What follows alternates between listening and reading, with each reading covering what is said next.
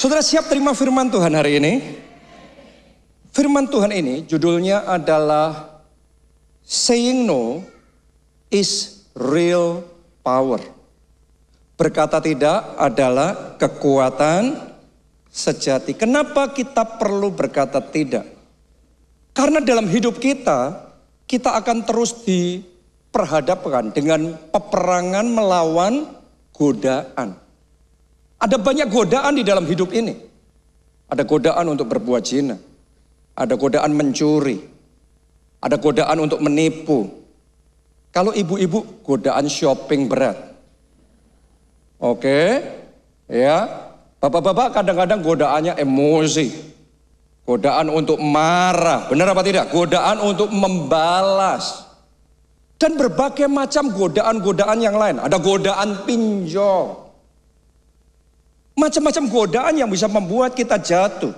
Tapi hari ini mari kita belajar dari firman Tuhan untuk bisa berkata tidak pada godaan-godaan itu. Kita baca di dalam Kejadian 4 ayat 6 sampai 7. Firman Tuhan kepada Kain, mengapa hatimu panas dan mukamu muram? Apakah mukamu tidak akan berseri jika engkau berbuat baik? Tetapi jika engkau tidak berbuat baik, Anda perhatikan nih, ada warning dari surga. Dosa sudah mengintip di depan pintu, ia sangat menggoda engkau. Coba Anda perhatikan istilah yang dipakai Alkitab ini. Dosa sudah mengintip di depan pintu, nggak langsung masuk, intip-intip dia. Berarti ini sedang menggoda dia. Saya yakin firman Tuhan ini tidak disampaikan kebetulan. Mungkin ada orang-orang di tempat ini, secara pribadi, Anda sedang menghadapi godaan yang besar. Dan hari ini, dengarkan baik-baik firman Tuhan, buka hati saudara. Karena warning yang sama, Tuhan sedang ngasih sama saudara. Dosa sedang mengintip di depan pintu dan ia sangat menggoda. Tetapi engkau harus berkuasa atasnya. Boleh katakan amin, saudara. Jadi pada waktu itu, Kain lagi jengkel. Karena dia melihat persembahan adiknya, persembahan Habel diterima Tuhan. Persembahannya sendiri tidak. Jadi dia panas hati, dia marah, dia iri hati. Dalam kondisi seperti itu, dia mengalami perang batin nih. Ada tarik-tarikan suara di dalam dirinya. Ada suara yang ngomong sudah, bunuh aja, bunuh. Tapi di sisi yang lain ada suara yang ngomong, jangan. Itu adik sendiri, itu keluarga, jangan. Itu dosa. Ini perang batin, gak langsung cuma satu suara. Tapi ini tarik-tarikan di dalam benaknya dia terjadi. Mungkin saat ini ada di antara kita juga sedang mengalami perang batin yang sama. Satu sisi ada suara, ambil aja itu uang, curi aja, gak ada yang tahu. Kamu layak mendapatkan itu. Mungkin ada suara yang lain ngomong, jangan, hiduplah di dalam integritas. Mungkin ada di antara saudara yang sekarang sempat menghadapi perang batin itu karena ada suara yang ngomong, kan lagi di luar kota. Istri nggak ngerti.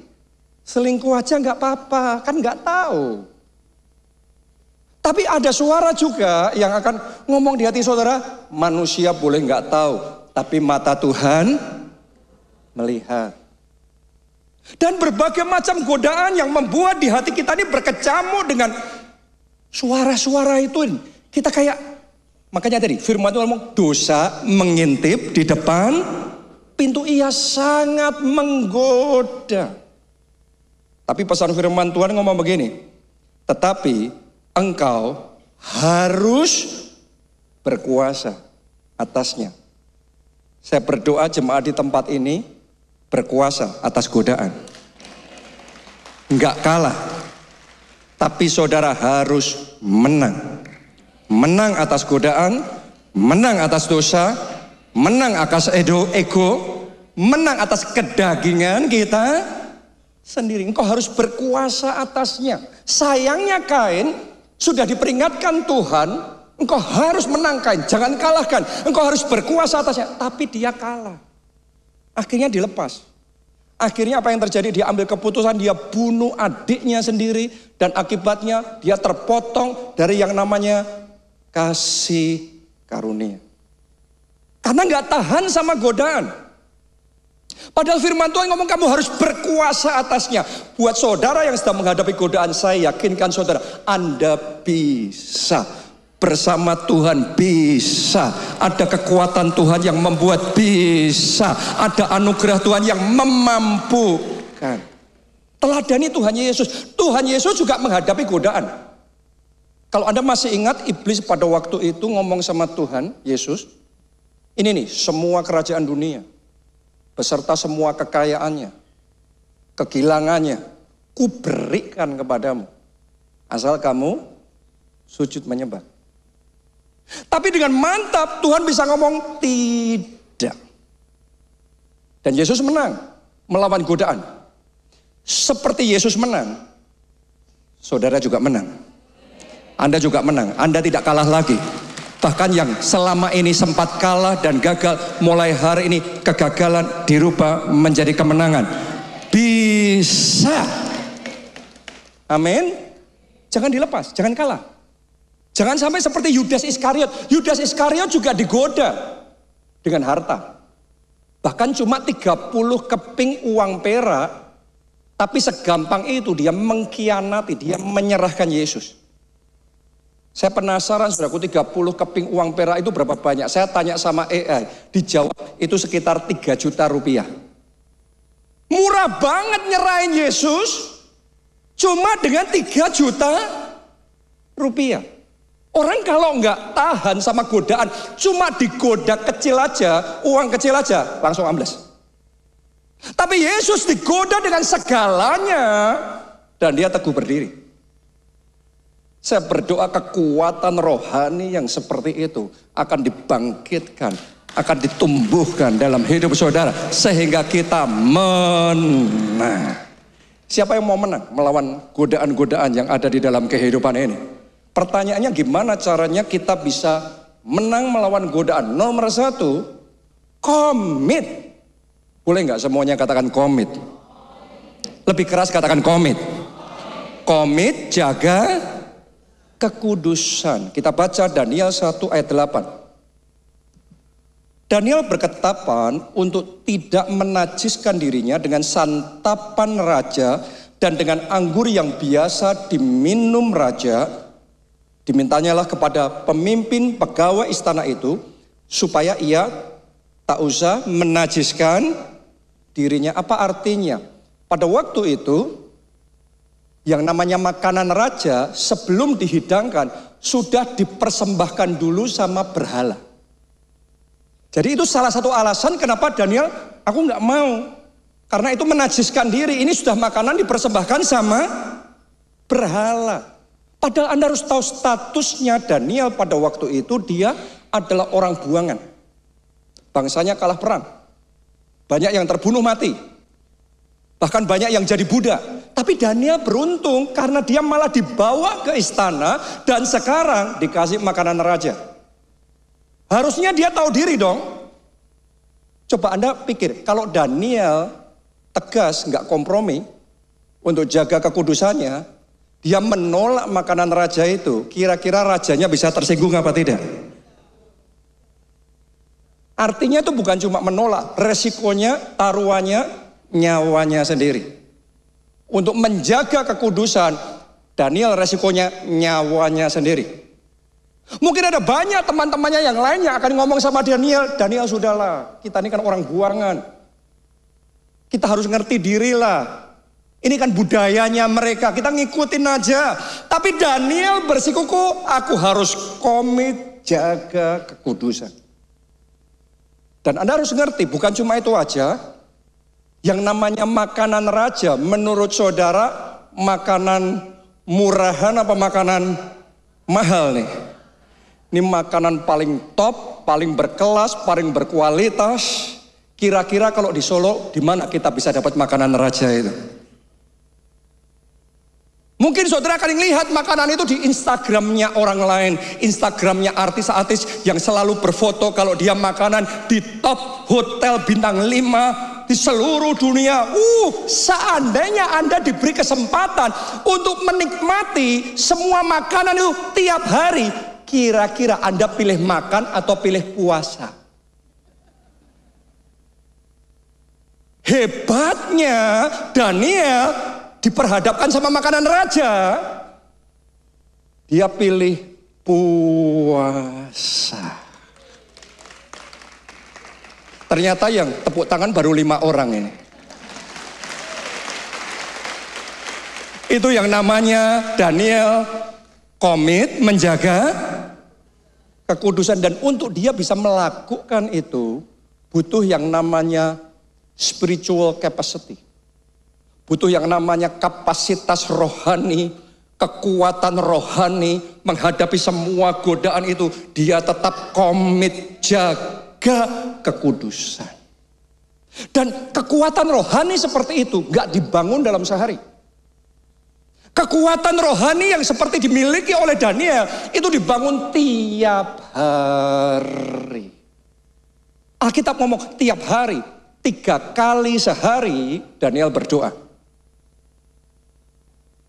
Menurut saudara 3 kali sehari dia berdoa, selalu dia mood pengen berdoa, atau kadang-kadang juga nggak mood, nggak mau berdoa, kepengen tidur.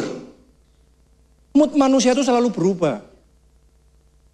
Tapi ketika moodnya kepengen tidur, Daniel komit tetap doa. Itu latihan rohani. Orang kalau kepengen tidur terus tidur, kepengen pergi, itu lain. Daniel kepengen tidur, dia doa. Dia sibuk, tapi dia komit tiap hari baca firman. Di depannya makanan raja, tapi dia komit ngomong tidak. Dia komit doa puasa. Itu cara membangun komitmen rohani seperti pohon membangun akar. Akar itu nggak dibangun dalam sehari. Tiap hari bertumbuh lagi. Tiap hari lebih dalam. Menjalar lebih kuat. Dan pohon yang kokoh adalah pohon yang tidak ditentukan oleh batangnya, tetapi ditentukan oleh akarnya. Ketika angin taufan itu melanda, kalau akarnya pendek, walaupun pohonnya besar, tumbang cepat dia. Tapi kalau akarnya kokoh, mau anginnya kayak apa, dia tetap teguh.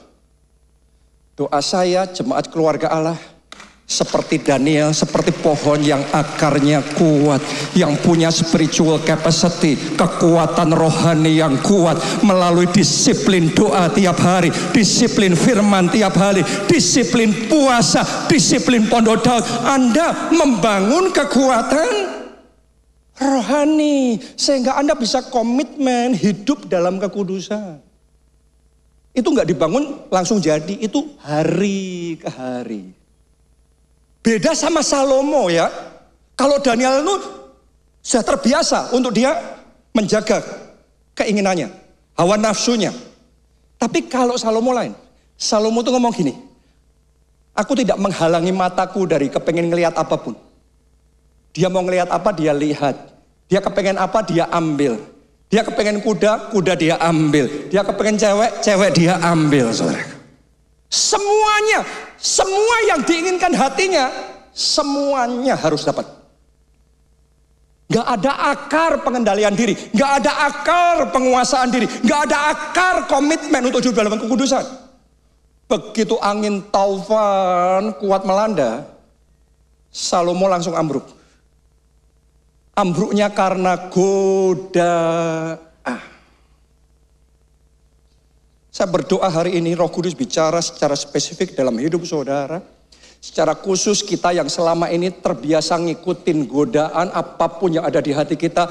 Mulai hari ini Tuhan memampukan saudara membangun kekuatan ilahi, membangun akar-akar rohani. Sehingga apapun yang terjadi Anda tetap kokoh, Anda komit hidup dalam kekudusan.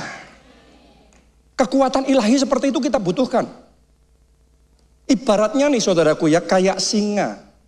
Ada bedanya sama-sama singa. Tapi ada bedanya singa yang hidup di alam bebas dibandingkan singa yang ada di kebun binatang. Singanya sama, tapi kegigihannya beda, kelincahannya beda, ketajamannya beda. Singa yang ada di alam bebas, dia nggak akan bertahan hidup kalau dia nggak gigih. Kalau dia nggak dapat mangsa, dia nggak hunting, nggak berburu, nggak dapat mangsa, mati beneran dia. Berarti kalau ada mangsa, dia harus gercep, gerak cepat. Begitu ada kesempatan, gerak cepat.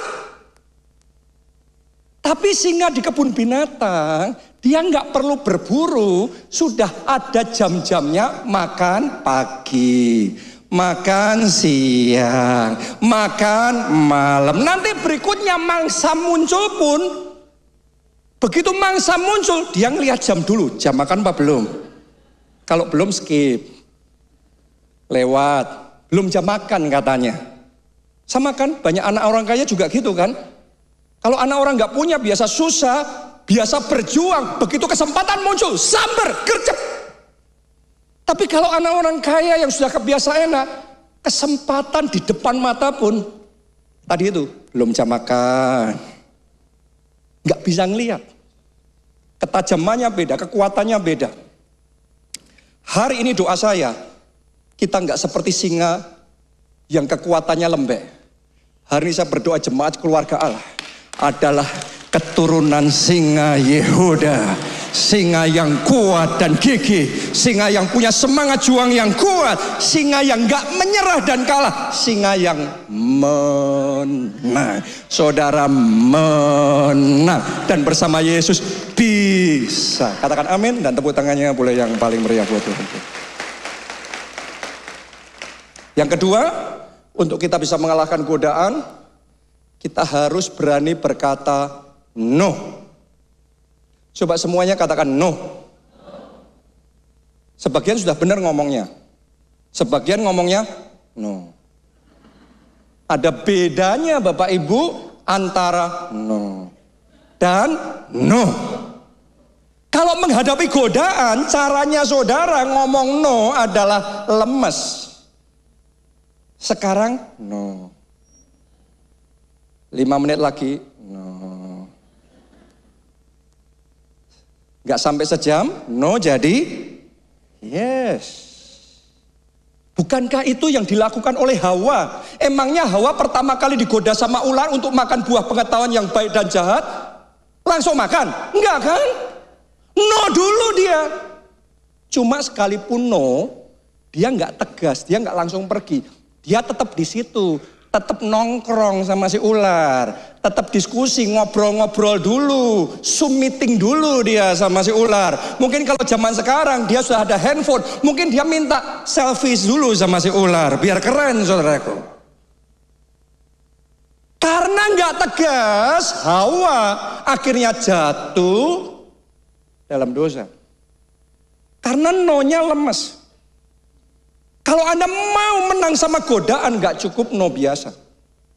Anda harus dengan tegas terhadap dosa, terhadap godaan, terhadap iblis, terhadap kedagingan kita sendiri. Kita harus berani berkata no. Itu yang dilakukan oleh Yusuf. Yusuf juga digoda loh sama istri Potifar. Dan dia tegas ngomong no.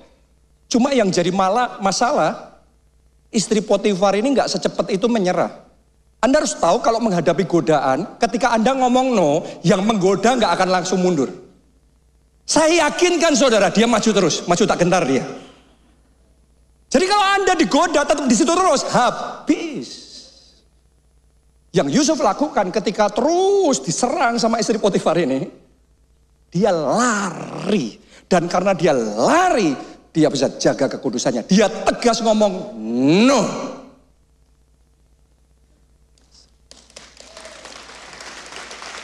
Oh, ketegasan seperti itu kiranya Tuhan bangkitkan di dalam hati saudara. Amin. Haleluya. Karena kita butuh tegas. Seperti kayak ilustrasi kata. Pernah dengar nggak saudara, kata itu kalau langsung dimasukin, dicemplungin ke air panas, wih kepanasan, kaget, langsung melompat keluar dia, selamat dia. Tapi kalau kata dikasih di air yang hangat, dia pikir itu jacuzzi, saudara. Dia pikir asik itu, nyantai, dia enjoy itu di situ. Enak juga ya, nanti panasnya ditambahin. Dia nggak kerasa, ditambahin, lama-lama tamat dia. Godaan tuh caranya gitu. Nggak ada orang yang tiba-tiba hari ini selingkuh. Kebanyakan orang yang selingkuh, hari ini tuh temen. Saya yakinkan saudara, hari ini chat biasa. Chatting biasa. Anda akan benar-benar melihat bagaimana diawali dari teman, tapi nggak dijaga dengan tegas batasnya, omongannya ini seperti apa. Lama-lama kelepek-kelepek juga. Benar? Karena tidak tegas. Nanti Anda baru main internet, tiba-tiba muncul iklan pinjol.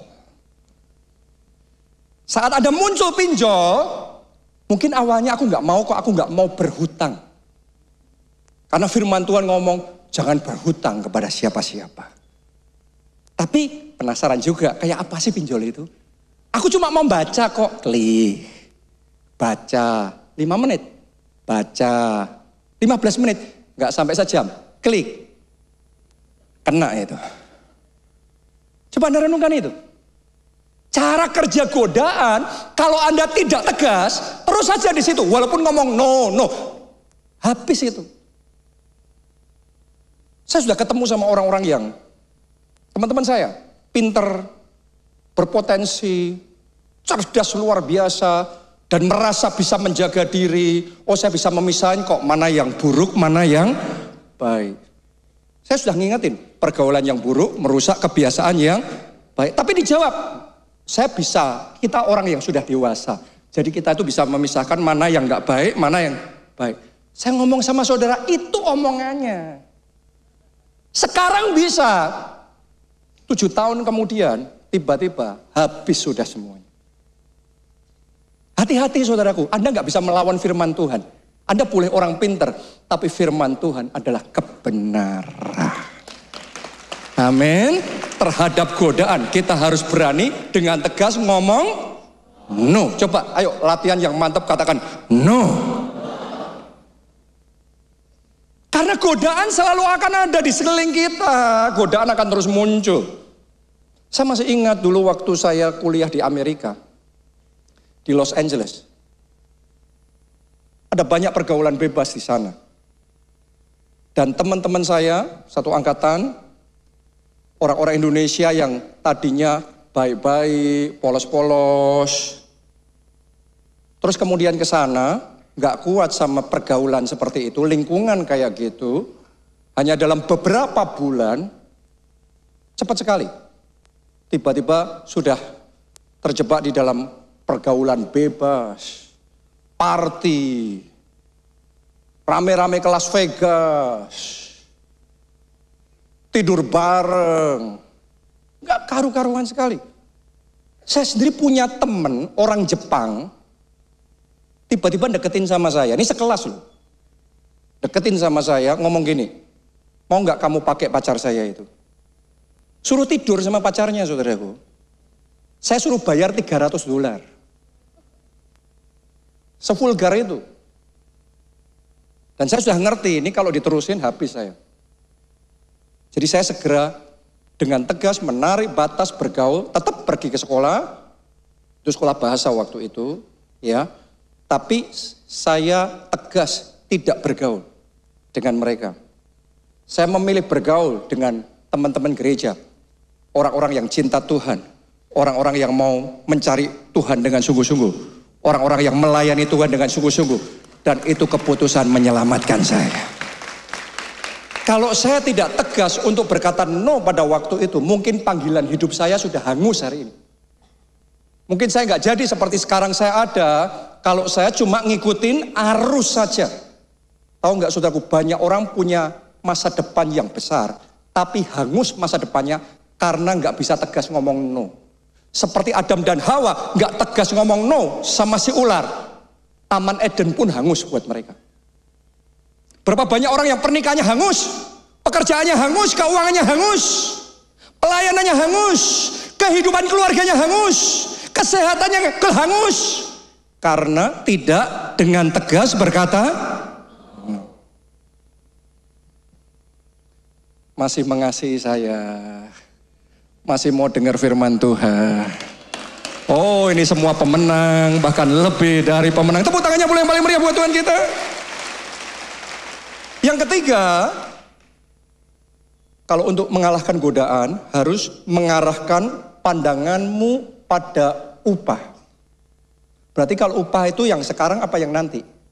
Yang nanti. Kita baca dulu Ibrani 11 ayat 24 sampai 26. Karena iman, maka Musa setelah dewasa menolak disebut anak putri Firaun. Coba Anda bayangin dong, anak putri Firaun ini anak penguasa nih, anak raja nih. Anda jangan cuma baca alfabetnya aja, bayangin sekarang di dalam benak saudara, imajinasikan anak kerajaan Dubai, Arab Saudi. Bayangin kalau Anda hidup di dalam kerajaan itu, kira-kira kayak gimana gemilangnya, fasilitasnya, kemewahannya. 25, karena ia lebih suka menderita sengsara. Gila kan? Gila nih. Ia lebih suka menderita sengsara dengan umat Allah daripada untuk sementara menikmati kesenangan dari dosa. Kalau orang ngomong gak masuk akal nih Musa. Dengan semua kemewahan, semua kenikmatan, semua kesenangan dunia yang dia bisa nikmati sebagai anak raja, tapi dia lebih suka menderita. Ini orang gila. Kok bisa? Kenapa? 26. Ia menganggap penghinaan karena Kristus sebagai kekayaan yang lebih besar daripada semua harta Mesir. Kalimat terakhir, ayo baca bersama-sama semuanya dengan mantap. 1, 2, 3. Sebab pandangannya ia arahkan kepada upah. Ibaratnya Musa itu ngikuti pepatah Indonesia. Bersusah-susah dahulu, bersenang-senang kemudian. Semua orang kepengen kesenangan, saudaraku. Tapi ada orang yang gak kuat nahan kesenangan sekarang, makanya susahnya nanti. Tapi ada orang yang bisa fokusnya sama kesenangan yang nanti, sehingga bisa nahan kesusahan sekarang. Bapak-bapak, gorengan itu kesenangan sekarang. Tapi penyakit nanti. Makan sehat, pahit itu, nggak enak itu. Kesusahan sekarang, tapi sehat nanti. Ibu-ibu, buy now, pay later. Itu senang sekarang. Belanja sekarang. Tapi suamimu pusing bayarnya berapa lama itu nanti. Benar? Investasi itu susahnya sekarang. Karena harusnya Anda punya duit. Tapi Anda investkan. Tapi kesenangannya nanti. Pertanyaan saya, fokusnya saudara. Semua orang mau kesenangan. Tapi fokusnya saudara kesenangan yang sekarang atau kesenangan nanti? Karena Musa, dia rela menderita sekarang untuk upah yang kekal. Doa saya, orang-orang di tempat ini, orang-orang yang fokusnya upah yang kekal, kesenangan yang kemudian, kemuliaan yang lebih besar Tuhan berikan di dalam hidup saudara. Amin. Karena ini bicara tentang fokus. Fokus yang salah akhirnya hidupnya salah. Fokus kita benar, akhirnya hidup kita akan jadi benar. Poin terakhir, yang keempat. Jangan hanya bertahan. Kalau mau menang sama godaan, bertahan aja nggak cukup. Tapi perkuat rohmu. Berarti dalam perang bukan cuma bertahan, harus bisa menyerang. Bertahan itu saudara digoda dan Anda bisa ngomong no sama godaan iblis. Tapi kalau cuma ngomong no sama godaan iblis, Anda nggak naik level, Anda cuma mempertahankan level. Kalau saudara mau naik level, Anda harus bisa berkata ya pada panggilan Tuhan, ya pada firman Tuhan, ya pada rema Tuhan, ya pada visi Tuhan. Apapun Tuhan ngomong, ya siap, aku kerjakan Tuhan. Maka Anda akan melihat kemuliaan Tuhan. Sama seperti Yesaya. Ketika Tuhan mau cari orang siapa yang bisa aku utus, semuanya diam. Memang kalau pertanyaannya siapa mau diberkati, aminnya semuanya keras. Ketika siapa yang mau aku utus, semuanya diam. Hebatnya gini, ada satu orang namanya Yesaya. Dia ngomong sama Tuhan, ini aku, utuslah aku ya Tuhan. Dia ngomong ya sama Tuhan, dan jawaban ya sama Tuhan itu Tuhan pakai, Tuhan pegang perkataan itu untuk pakai Yesaya jadi bejana kemuliaannya. Kalau Tuhan suruh saudara, apa jawab saudara sama Tuhan? Ketika Tuhan mau pakai Maria untuk melahirkan bayi Yesus, Sang Mesias, dia nggak tahu pada waktu itu, dan resikonya banyak, karena bisa dianggap berbuat zina dan dilempari batu sampai mati, resikonya banyak. Tapi Maria dengan segenap hati dia ngomong, jadilah padaku menurut perkataanmu, ya Tuhan pakai aku. Dan karena itu sampai hari ini namanya harum, terus diberitakan, sebentar lagi Natal juga, dan kita akan banyak mendengar kisah tentang Maria, karena orang ini dulu pernah ngomong ya sama Tuhan. Setiap dari kita akan ditantang untuk maju dalam langkah iman kita. Setiap dari kita akan ditantang untuk memberikan hidup kita berkorban buat Tuhan. Setiap dari kita ditantang untuk berani taat, melakukan firman Tuhan. Ada banyak orang yang ragu-ragu, tapi saya yakinkan saudara, orang yang berani ngomong ya untuk maju di dalam Tuhan, orang itu akan melihat kemuliaan Tuhan yang besar. Sama seperti biji. Kalau biji cuma disimpan dalam plastik, aman. Tapi tetap biji yang kecil.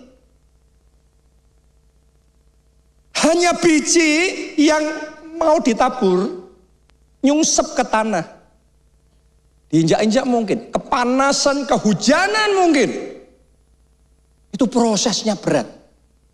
Tapi proses itu yang membuat biji kecil jadi pohon besar, buahnya lebat. Saya berdoa kita semua gak tetap tinggal jadi biji kecil. Karena ada rencana Tuhan yang besar. Karena ada maksud Tuhan yang besar dalam hidup saudara. Saya berdoa Anda semua berani berkata ya kepada Tuhan. Ya untuk melayani Tuhan. Ya untuk bersaksi. Ya untuk berjuang menyelamatkan teman dan keluarga saudara. Ya untuk taat sama panggilan Tuhan. Ya apapun Tuhan suruh kita ngomong ya Tuhan. Siapa di sini mau ngomong ya sama Tuhan? Angkat tangan saudara. Ayo kita bangkit diri, berdiri bersama-sama. Nyanyikan lagu ini. Ku kan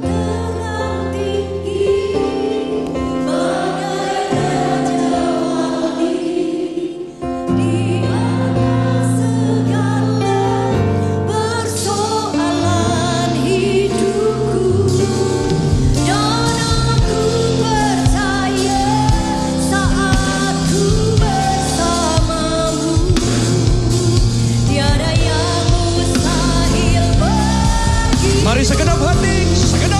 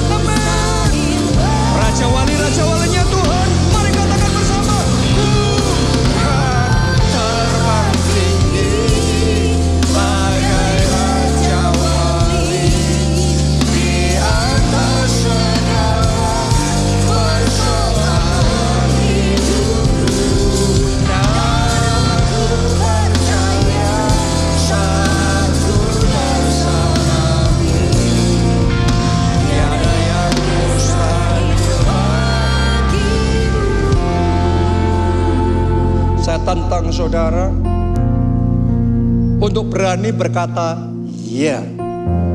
Ya pada rencana Tuhan, ya pada firman Tuhan, ya pada rema yang dari Tuhan. Tapi tahukah saudara, perkataan ya yang pertama yang kita perlu ngomong sama Tuhan adalah ya Tuhan, aku terima Engkau masuk dalam hidupku, jadi Tuhan dan Juru Selamatku. Karena kalau saudara lakukan itu, Anda akan terima pengampunan dosa dan Anda akan diberikan jaminan keselamatan. Pasti bisa masuk di dalam kerajaan surga. Kalau Anda mau ngomong ya sama Tuhan seperti itu, angkat dua tangan saudara, ikuti doa ini dan katakan, Tuhan Yesus, masuklah dalam hatiku, jadi Tuhan dan Juru Selamatku. Ampuni dosa-dosaku, selamatkan aku ya Tuhan. Mulai sekarang hidupku milik Yesus, dan aku percaya aku sudah diselamatkan. Amin. Tepuk tangannya yang paling meriah buat Tuhan. Yang kedua, sekarang saya mau berdoa. Siapa di antara saudara merasa butuh kekuatan Tuhan untuk bisa menang mengalahkan godaan, menang mengalahkan dosa, menang mengalahkan kedagingan, untuk bisa taat sama Tuhan, berkata ya sama Tuhan, berkata tidak sama godaan. Siapa yang merasa butuh kekuatan yang daripada Tuhan, mari angkat dua tangan saudara, mari bersama-sama datang di hadapan hadiratnya. Mari angkat suara saudara, minta kekuatannya mengalir sekarang. Ya Roh Kudus, mengalirlah kuasa-Mu sekarang ini. Kekuatan ilahi, kekuatan yang baru, kekuatan yang memampukan untuk kita dengan tegas berkata no pada godaan, no pada iblis. Tegas untuk kita bisa komit hidup dalam kekudusan. Oh, kami butuh kekuatan-Mu ya Tuhan. Ora la pasyara la pasyara takala pasyikira labu. Ora la pasyara takaya pasyai. Ora la pasyara takala pasyara la pasyai. Oh, urapi mata rohani kami supaya fokus kami tertuju pada upah yang kekal, panggilan surgawi, dan kami boleh fokus pada kekekalan. Mampukan kami bahkan untuk berkata ya pada visi-Mu, ya pada rencana-Mu, ya pada panggilan-Mu dalam hidup kami. Oh, terima kasih Tuhan.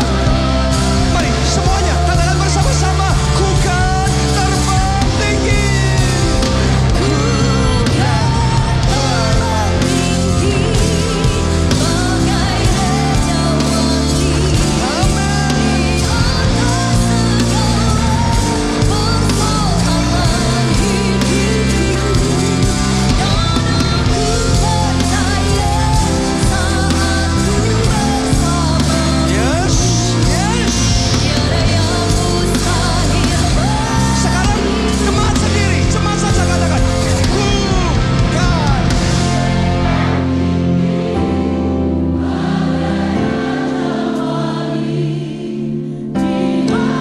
Di atas semua masalah, semua persoalan, semua godaan, kita terbang tinggi, kita menang.